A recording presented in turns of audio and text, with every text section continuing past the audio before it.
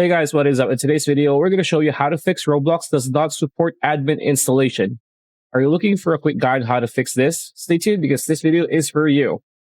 Alright, fixing the Roblox does not support administration install error by running as administrator. So this error message is common and often confusing, especially since it suggests a problem with admin permissions. And here's a step-by-step guide to resolve this issue. Step 1 is ensure Roblox client is not running. Close your game and make sure it's not interfering with the changes you are about to make. Step 2 is locate the Roblox player app. Search for Roblox in your start menu. Select to open the file location for the Roblox player app. In your file explorer, right-click on the shortcut and select open file location, as you can see here. So modify the application's properties. Right-click the highlighted Roblox launcher.exe application to access its properties. Apply changes. Click apply.